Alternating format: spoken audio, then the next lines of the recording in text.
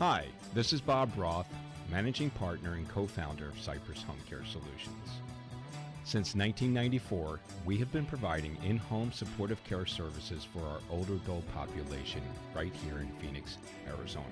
Since 2014, we've been bringing you a show on Money Radio called Health Futures, Taking Stock in You. In case you miss our show that airs every Friday at noon, you can catch it right here on our podcast called Health Futures, Taking Stock in You. So when you get a chance, listen in and enjoy the show.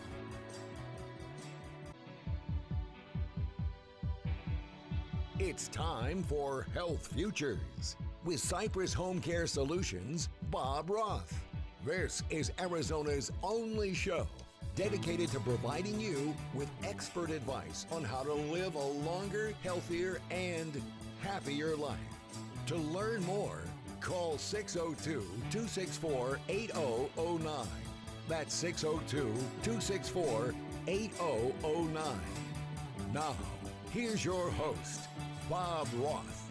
Good afternoon. You're listening to Health Futures, Taking Stock in You. I'm your host, Bob Roth, and it must be Friday, and indeed it is. We're coming at you live from the Scottsdale Air Park Money Radio Studios, 1510 AM, 105.3 FM, and the World Wide Web, moneyradio1510.com. We're also podcasting now. We've been doing that for now a couple years. You can catch us on any of the podcasting apps. We ask you to download our podcast. Obviously, it's Health Futures by Bob Roth, and we ask you to like us, review us, and recommend us. And if you are just tuning into this show for the very, very first time, our show is about how our older adult population can live a healthier, happier life. How do they do that? Not by listening to me, but it's to these extraordinary guests that I get to come to the show. So today is no different. I get to have, thanks to technology, I get to have Serena Dang in the studio through this technology. She is with a company called Vali Health. Serena, welcome to Health Futures. Thank you for having me. It's good to have you here on the show. And, you know, you and I got a chance to meet one another a few months back, and I was really impressed with what you've done and what you're doing right now with this company, Vali Health. But you definitely have a story, and everyone that does come to my show does have a story. And, you know, I don't want to spend a whole lot of time, but I think it really does kind of paint the picture on where you're at today. So if you wouldn't mind, share with us your story, you know, where your upbringing and, you know, where you were educated. We talked a little bit about that because we do have an alignment there. We went to a school in the same city, and what really brought you to Vali Health and what you're doing today. Yeah, absolutely. Thank you so much for inviting me to this show. So my life journey really started,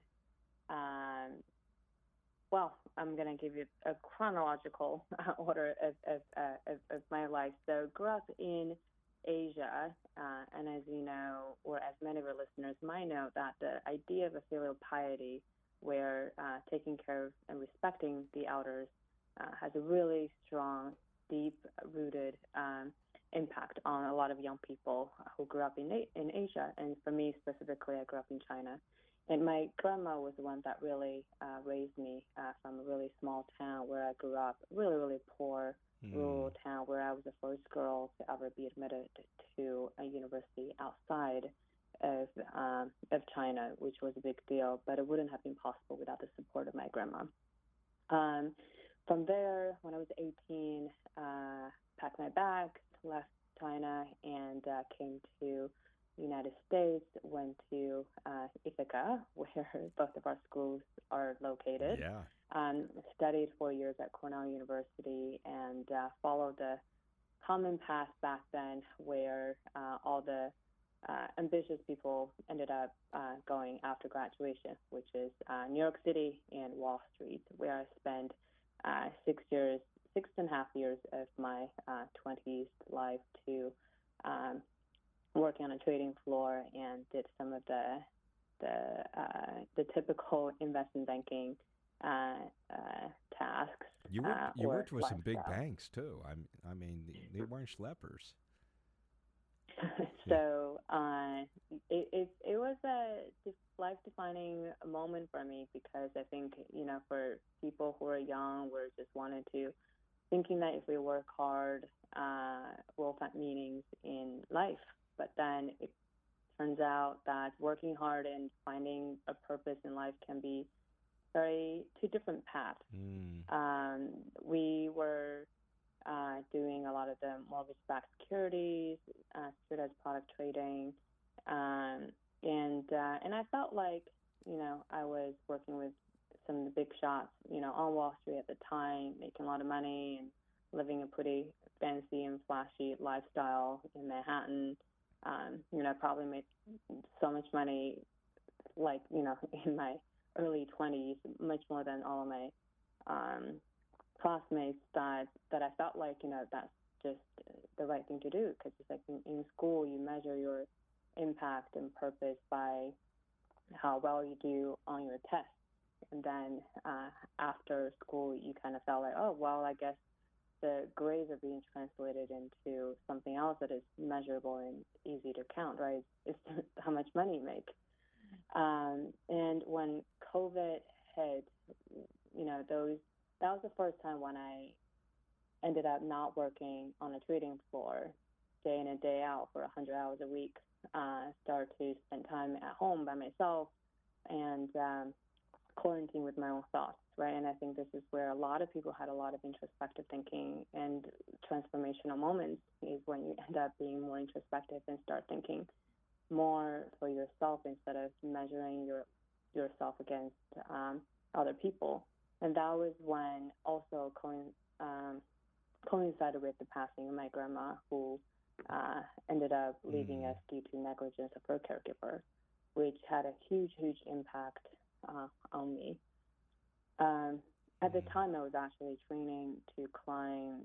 I love like climbing mountains, do a lot of mountaineering stuff, and I was training to climb the tallest mountain in North America, Mount Denali in Alaska. And I kind of made a promise to myself that if I can summit the tallest mountain in North America, I can quit the job that I've been doing for 6.5 years and do something completely different, with the goal of helping and impacting more and more older adults. And luckily, with my second try, we were able to summit and get to the top. And when I came back down, and I was like, okay, time to move on. And I quit my job and moved from New York to Silicon Valley, San Francisco, and decided to build companies that can impact older adults and the providers and businesses and services that help seniors to age better and with more dignity. I love your journey, and I so appreciate it, and it really does a great job of framing our discussions here today, and what a journey that has been for you. And I feel like this is where you need to be. This is where you feel like you need to be, because I feel the passion that comes out of you when you talk about Vali Health and the work you do. Thank you so much, and I appreciate that. And at the end of the day, life is too short, and I feel like if you can't really do the things that you're passionate about, you're, at the end of the day, wasting time one way or another. So might as well just take a leap of faith and jump right in, follow the passion, which will never lie to you. So your first journey was a company before you created Vali Health. I believe the name of it was Teacup. I think that's the first one. And if I am indeed correct, can you tell us a little bit about Teacup before we get ready to break? Yeah, of course. So Teacup was built at the height of COVID, where I've noticed a lot of older adults are quarantining and spending time by themselves. And as we all know, loneliness and social isolation is one of the top killers of older adults. Even though it's not directly impacting their health, there are a lot of indirect causality between loneliness and health-related issues. And also, in Silicon Valley, I looked around, all of my smart and tech-forward people are focused on building for the future, and they think the future involves only young people. They're building the best social platforms, the best communication tools for young people for the future, but failing to factor in the future for many of the older adults. So I decided that I wanted to build the world's first social platform that is specifically designed for older adults, and that's the origin of Tika, which was an audio-based social platform for seniors to reduce loneliness and isolation. Wow, that's where it all began, right? That's how the experience with that. And I want you, when we come back to the second segment, or when we come back on the second segment, talk just a little bit about that transition from Teacup to Vali Health. You're listening to Health Futures, Taking Stock in You. I'm your host, Bob Roth. I got Serena Dang here with me. She's with Vali Health. We're going to learn a lot more about what Vali Health is and what she is doing to disrupt and change the way care is being delivered. Stick around. We'll be right back. Now back to Health Futures, taking stock in you. If you have questions about your own or your loved one's future health care, call 602-264-8009. Now, here's your host, Cypress Home Care Solutions, Bob Roth. Welcome back. You're listening to Health Futures, Taking Stock in You. I'm your host, Bob Roth, and if you're just tuning in, I got Serena Dang here with me in the studio. She's coming in via technology. She is with Vali Health. If you missed the first segment, go up to our website at cypresshomecare.com. Click on the media button right below its radio show. You'll catch this one and many, many more. So when we left off on the first segment, we were talking about Serena's journey with Teacup. And Teacup was really focused, Serena, on really helping solve for social isolation. So I would really feel like it's supporting mental health through conversational tools that you were using with artificial intelligence. And, you know, I really would like to learn what your biggest takeaways were that really brought you to Vali. And I think that is a great transition for us to really talk about here in the second segment. Yeah, thank you so much. So the idea of Teacup is to have a social platform where older adults can come together, older adults from all around the world can come together and find like-minded people, and then the idea is grab a cup of tea and share a cup of wisdom in a way. So I ended up like that, cup of tea, cup of wisdom. Oh, it's so beautiful. I love that. It's our tagline was find you a cup of tea and share a cup of wisdom. And the idea is that older adults have lived their lives with so much knowledge and wisdom, but at the end of the day, they don't get to share a lot of that with other people. And also, it's really difficult for them to find like-minded people to form relationship and friendship and to reduce that loneliness. So through this process, this platform that I built, I was able to listen to a lot of really interesting conversation, also a lot of really saddening conversations. And it's through these conversations that I learned that socialization really is it's a vitamin, it's a luxury for a lot of people to have. But the deep-rooted problem for a lot of older adults is the lack of access to care. And that really made me realize that instead of focusing on providing a luxury item for the few, is there anything more that I can do to widen the impact, to widen the access to care for those that desperately need it? Because care is something that can really impact not just the mental well-being, emotional well-being, but sometimes it's the most fundamental human needs. For example, being fed, the ability to do toileting with dignity, and the ability to be transferred from bed to chair. So that's kind of gave me the drive and motivation to start Vali Health, which is the company, the platform that focused around widening our entire society's capacity to provide more personalized care for the most vulnerable population in the world. Well, I'm anxious to learn more. I want you to do a deeper dive into Vali, and I get that you wanting to do more and really impact older adults' lives. I asked you this before we started the show, and I love the fact that there's always a little something behind the name, and you shared the little something behind Teacup, Vali Health. We're here in the Valley of the Sun, so I said to you, Vali, what is the meaning behind that?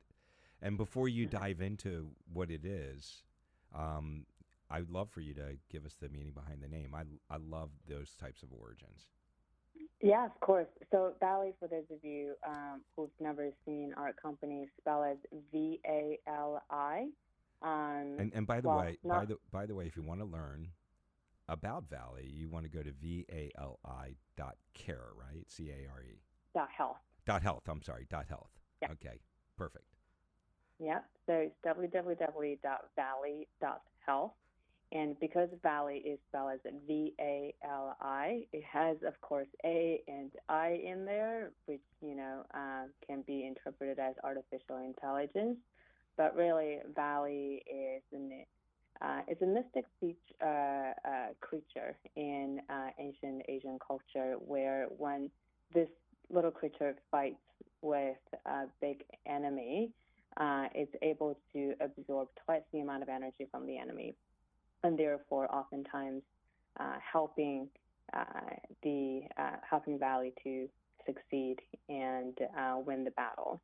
So it's a little bit of the David versus Goliath kind of idea behind it. And of course, we're based in Silicon Valley, and the whole idea kind of rhymes. The sound of it rhymes, and it's an uncommon name, and we just love it. It's short and sweet.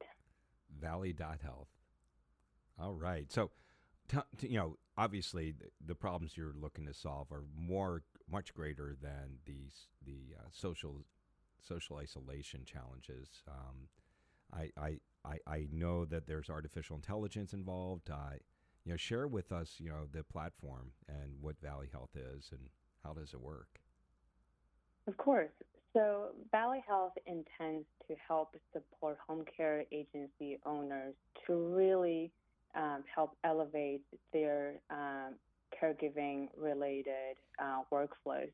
So what we do is we come in to serve as an extension of your existing human team to help you to do scheduling better, to do recruiting better, to do billing and payroll better. And by better, what I really mean by that is we integrate with your existing system of record, either it be WellSky or Access Care. We operate on top of them, just like how a human would operate certain kind of tasks on top of your existing WellSky platform. And then we help you to do scheduling end to end. So when you have open shifts that need to be staffed, Vali will be the one communicating with your caregivers, doing the matching between caregiver and the client, reach out to them through text messages, and then fill the shifts on your WellSky. So very end to end. The goal is to reduce the number of human schedulers that you will need on your team to get shifts staffed successfully. So you kind of collaborate, if you would, with the EMR, and the one you just mentioned was WellSky, and there are many others in the home health care vertical. And you reside alongside them, and you help them with artificial intelligence text messaging to the caregivers, which, home care agencies can have hundreds or even thousands of them. And that, that is a very laborious task for humans to be taking on. Yeah, 100%. And if you think about the dynamic of the home care industry, right, you have the supply side, which is access to caregivers, and the demand side, which is access to older adults and their family members who need care. And we all know that the biggest challenge in this industry today is shortage of caregivers. So when facing the supply side of the challenge, we really want to ensure that we have a better system, a better way to retain them, keep them happy, give them the kind of schedules that they need, which require a lot more flexibility and require a lot more accuracy when it comes to scheduling. But most of the scheduling, all the scheduling that is being done today are human-driven, meaning that your best scheduler on your team may have a really, really powerful brain where she can remember the likes and dislikes, the preferences between your caregiver's needs and requirements and the client's needs and requirements, and hopefully that these memory recall will happen at the right time so that she can make a successful match. But 9 out of 10 times, a lot of the process would involve a laborious amount of text messages calling your caregiver to ask them, hey, can you make this shift? we need some help. This client, the caregiver called off. Can you help out? So this process is where we are replacing with artificial intelligence, and we are also able to maintain a really high standard and high quality conversation process with your caregivers. Because if we think about human niceness as a bucket, and most of the time we use these, and the niceness is kind of like little drops of water, right? The majority of these niceness is being utilized to ensure customer service with your clients and your family members, and when it comes down to communicating with your caregivers, when you're already frustrated and tired and exhausted, you may not be very nice when you're communicating with your caregivers, or you're just maybe a little short, a little curt, or sometimes you don't reply back when they say something. So those things will add up when it comes to your relationship with your caregivers.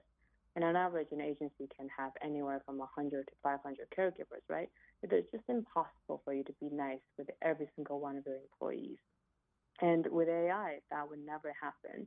And we're always maintaining the highest level of standard when it comes to communicating with their caregivers. And oftentimes, many of the agency owners tell us that caregivers love talking to us because we're so nice, we're so respectful, we're so grateful, we know they're doing the hard work.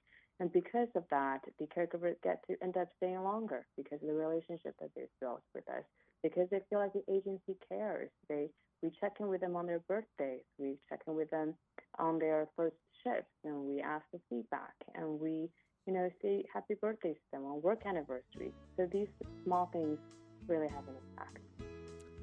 So all of it is text message, or is there AI voice agents too? At the moment, we're only doing text messages, and Okay. we are not involving voice messages voice communications when it comes to the scheduling side. We're at halftime here at Health Futures. Serena Dang's in the house. Stick around. We'll be right back. I hope you're enjoying the show. This is your host, Bob Roth, managing partner and co-founder of Cypress Home Care Solutions. If you have any questions about the topics that are discussed during the show, visit us online at cypresshomecare.com or give us a call at 602-264-8009. We are entering now the second half of our show, so stay tuned for more helpful information to assist you with your aging loved ones.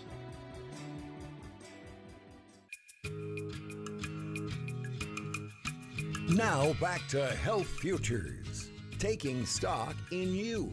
If you have questions about your own or your loved one's future health care, call 602-264-8009. Now, here's your host, Cypress Home Care Solutions, Bob Roth. Welcome back. You're listening to Health Futures, taking stock in you. And if you're just tuning in, we're in our second half here, and I've got Serena Dang here with me. She's with Vali Health.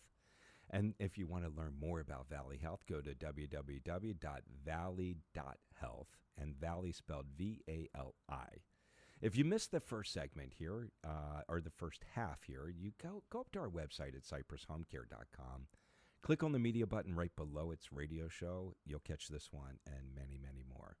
So, Serena, and we left off in that second segment right before the half talking about what Vali does for home care agencies, especially on the scheduling side. And, you basically sit alongside an enterprise software solution, and you mentioned WellSky being one of them, and you are working in tangent with them, communicating with, in the case that you gave the example, with the caregivers.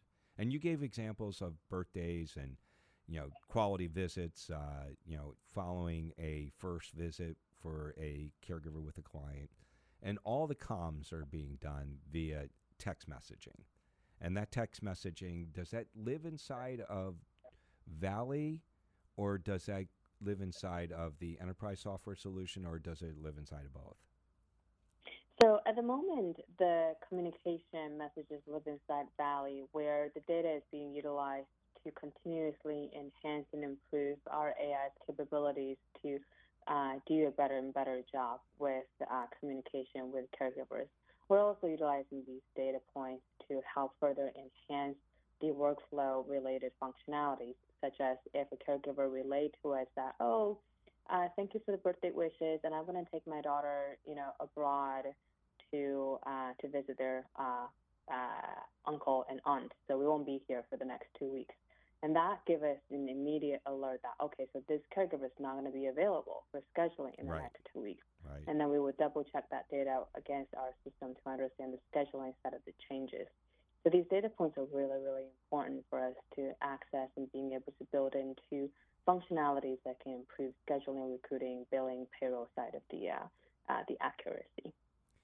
No, I like that. And, when we left off, we talked about, how we're doing that or how you're doing that via text and communicating in that way. And, I find artificial intelligence just so fascinating to me. And, you shared with our listeners, and again, I encourage our listeners, if you missed the first half, go back and check it out. But you shared with our listeners your background and the fact that you rose up through the banking world and you were in New York City, in Manhattan, living what was supposed to be the dream, right?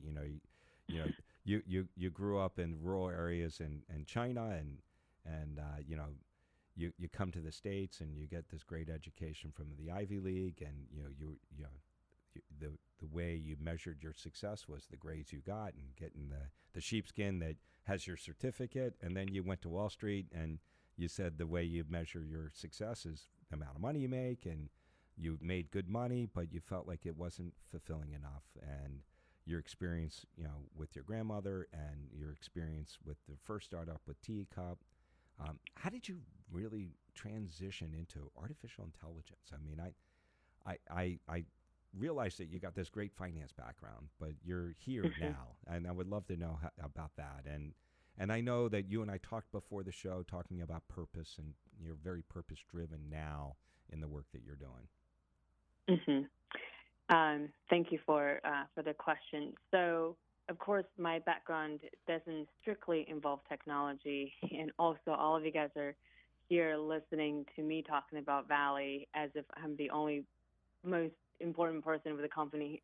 It's actually the opposite. I think, if anything, I'm probably the person that does everything outside, everything that the core team doesn't do, which is building the technology itself. And the core team are my partners on the technical side that are really driving the ship when it comes to artificial intelligence related advancement. And being in Silicon Valley really, really helps, because a few doors down, we have OpenAI, and a few doors up, we have Waymo, the self-driving cars. And it's just like such a dense concentration of talent, and we are lucky to be here and then being able to work with some of the best talented engineers in the AI space, and being able to continuously refining our toolkit and our technology stack to be able to provide the best outcome for older adults. I love that, because you've got a team behind you, and I didn't think for a second that you were an engineer, but I know that your background is more on the finance side, and I guess there are a lot of people that listen to this show, and you went the entrepreneurial route, and you didn't really have that experience prior to founding Teacup, I'm assuming, and I know that most of us, when we enter into businesses, we look to solve problems, and as you shared with us, I think it was in the first segment, you were driven with Teacup because you were looking to solve a problem of social isolation with older adults. Tell us a little bit about this entrepreneurial spirit, this hat that you're wearing now. I mean, you're assembling teams, and I know you have to raise money to be able to do what you're doing. This is all new. I mean, you spent all that time on Wall Street, and now you're doing this, and I when I met you this past spring, I really sensed that I could feel, like I said to you at the very beginning, I could feel the passion oozing out of you. You really are committed to this. You're living and breathing this, and love for you to share us, that entrepreneurial journey that you're on presently. Yeah, 100%. And I think a lot of it kind of starts with my father, who is an entrepreneur, a serial entrepreneur in a way. I mean, he never got really that far. He's at best a regional businessman, but I've learned so much growing up through watching and interacting and being just part of his world and his view, and listening to what he shares with me about what it means to start businesses and what it means to fail and what it means to take on risk. And unfortunately, he never made a lot of money, and also he has failed many, many times. But what that did to me was help me understand that failure is okay, and it's not a bad thing. The most important thing is keep trying and then keeping a positive attitude and a can-do mindset. And that really empowered me to understand that taking risk is not a scary thing, and failure is not a scary thing. And entrepreneurship is a really exciting place, actually, where you get to meet many exciting and interesting people. You get to kind of hold destiny in your own hands, and you get to make something that you can enjoy the fruit of your own labor in a very tangible and satisfying kind of way. And then when I was on Wall Street, I mean, we were kind of sitting on the opposite side of the table, right? We are the people with the money and investing, deciding who to invest in, how to evaluate success and how to evaluate companies. And also, the best thing about, starting a career on Wall Street is you really understand how capital works, and you understand the world on a very, very broad and macro level. And that understanding allowed me to really have a more tangible understanding of how to assemble a team, how to deploy capital, how to get investment, and how to talk to people, and how do you kind of grow from a little seed to a big company. And I think all of these insights kind of came together and allow me to have the confidence and the conviction to know that this is something that is going to work. Wow. I like I said, I can see that in you, and I hear that in your voice, and I guess my next question is, because I don't know this for a fact, but I would imagine that at Wall Street, you were a member of someone's team. It wasn't really your team, but you're building a team now. And, I really would love to have you kind of talk a little bit about this to start or end the third segment, and we can pick up it in the fourth segment, is how your leadership and team building and recruiting and cultivating teams. How are you doing that today? It's probably the most important thing. And I say, if I have my number one priority is find the smartest people that I can have access to and then convince them to work with me. And I think if everything else fails, if I can get this one thing right, this is going to be, the best thing that I can accomplish and do for my company. I love that. It's very, very important. Well, it is. And you obviously have built yourself a great team, and you've launched this thing rather fast, and you are gaining momentum, and it's been a real pleasure to watch. It's hard to believe we're down 3 segments. We got one more to go. I'm going to ask you one more question about leadership, and then we're going to talk about in the future. Be ready. Stick around, listeners. Serena Dang is with us. She is with Vali Health. We'll be right back. Now back to Health Futures, taking stock in you. If you have questions about your own or your loved one's future health care, call 602-264-8009. Now, here's your host, Cypress Home Care Solutions, Bob Roth. Welcome back. You're listening to Health Futures, Taking Stock in You. I'm your host, Bob Roth. If you're just tuning in, I've got Serena Dang here in the studio with me. She is with Vali Health. And if you missed the first 3 segments, go out to our website at cypresshomecare.com. Click on the media button. Right below its radio show, you'll catch this one and many, many more. So, Serena, we left off in that third segment. We were talking about leadership, and we were talking about, how do you cultivate your team, and you described the team that you built. Being an entrepreneur is not something that, somebody ever plans to be, but it sounds like to me you have it maybe running through your veins, your blood, because your dad was a serial entrepreneur, and you shared that as well with us as well. So, my last question is on leadership is, what is the greatest lesson you learned in leadership now that you are a leader in this role that you have at Vali Health? I think leadership changes based on each phase of the company growth, where the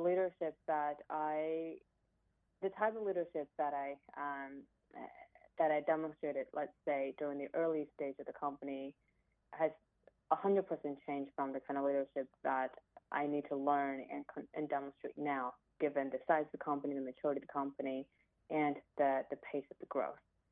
A common kind of framework that has become a really interesting and fun discussion topic is, coming from Silicon Valley, there is these two types of leadership we have. You can be in founder mode or in manager mode.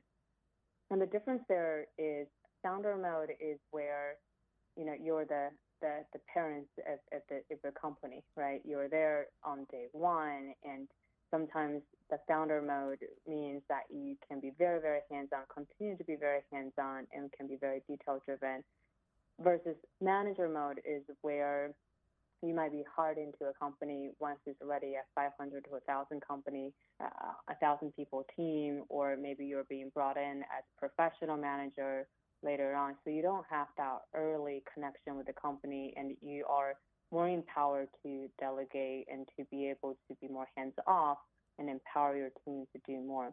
So the debate there is, should founder continuously be in founder mode as your company has grown bigger versus transitioning into more of a manager mode? And I think we have learned a lot from stories that we've heard about Steve Jobs or Elon Musk, where they continuously being in this founder mode mindset, where they're checking in every single detail. They're talking to the lowest level of their employees, and they're constantly micromanaging in a way to a fault, right? And I think this is a really, really interesting dynamic, because you can find arguments supporting either mode of leadership. But I think the supporting argument for continuously being in the founder mode is micromanaging is not always bad, in a sense that you need to know the details of how things work and how your team feels and how every single aspect of it work in order for you to be focused on the bigger picture. And you cannot be so hands-off to an extent where you don't even know down to every single detailed aspect of your business to feel like, oh, I'm just going to be big picture focused. And what that will end up translating into the rest of the team is, if the CEO doesn't know the details of the specific workflow, then it's okay for me to not be very clear in my communication to the management team, because I'm never going to be quizzed on it, or no one's going to ask me these specific questions. And what that ends up translating into, it's going to become a slippery slope around the standard of excellence, because when the CEO doesn't focus on the smallest thing to ensure the smallest thing is excellent, then the most junior person on your team is not going to care about that standard of excellence either. So I think at this current stage of my leadership style, I continuously subscribing to the founder mode mentality, because I think it's really important for me to get every single detail, every single small things right. Would you think that Meta's doing it right? It's at least, when Sheryl Sandberg was there and Mark Zuckerberg was the founder, you think that's more akin to what you're imagining, staying in founder role, but having like a CEO or COO that really manages the day-to-day? I think that's a really good example where when you can bring someone in laterally to be more of a manager mode, because that manager, can bring a lot more higher level insights and being able to instill discipline that a CEO sometimes might be too focused on the details to be able to kind of extract himself out to see the bigger picture at that specific moment. But the most important skill for any kind of leader, and I'm sure Mark has it too, is what we call the ability to altitude shift, kind of like similar to climbing mountains, right? Which I love doing is, if you want to get up to like a 21,000 feet mountain, when you're planning where you're going to go at base camp, sometimes you might need to go north in order to get up to south. you might need to go down in order to go up. So the landscape at like base level, at base camp level or sea level is going to be very different from the landscape at 21,000 feet. So you have to be able to altitude shift all the time to be able to look up and look down and being able to zoom in and zoom out. I love the metaphor. Unless you have a Sherpa, right? And then you got someone then you're cheating. Then you're cheating. There you go. Well, listen, I could spend a lot of time talking to you about leadership and what you've learned, and I love where you're going with this. And we only have a couple minutes here left, and I want to ask you just a couple quick questions. First, if you could go back and give advice to your younger self when you were attending that Ivy League school in Ithaca, what would you say?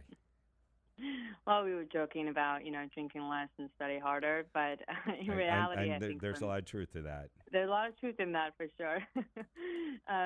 But I would say that be a little more open-minded and stay a little more curious. If I were to do it again, I wish that I can take on a lot more interesting classes, not just important classes, to widen my mind a lot more with driven more by curiosity instead of by graduation requirements. Ooh, I love that. All right, so quick lightning round. A book or podcast that you that recently inspired you? I love The Knowledge Project by Jim Parrish, and the specific episode with Andy Grove, who is the CEO of Intel, who famously said that only the paranoid survive. It was a great episode. Oh, I love that. Your favorite productivity hack? Meditation.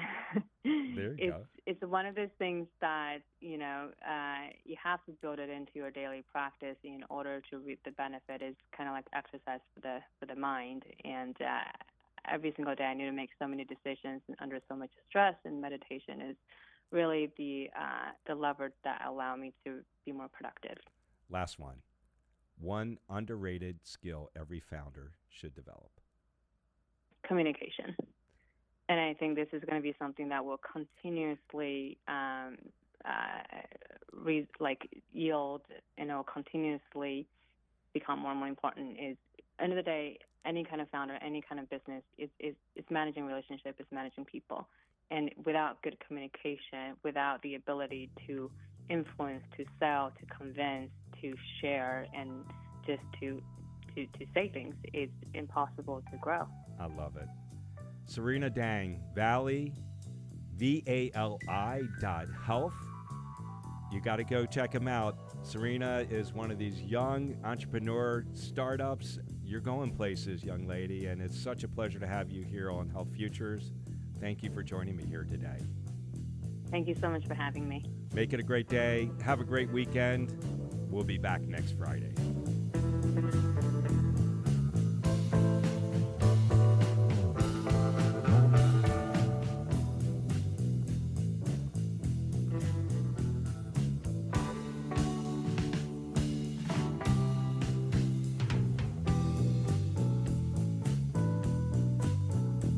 There's no place like home. You've been listening to Bob Roth's Health Futures. If you have questions about your own or your loved one's future health care, call Cypress Home Care Solutions at 602-264-8009. That's 602-264-8009. Or visit cypresshomecare.com. Be sure to join Health Futures with Bob Roth every Friday at noon, right here on Money Radio 1510 and 105.3 FM.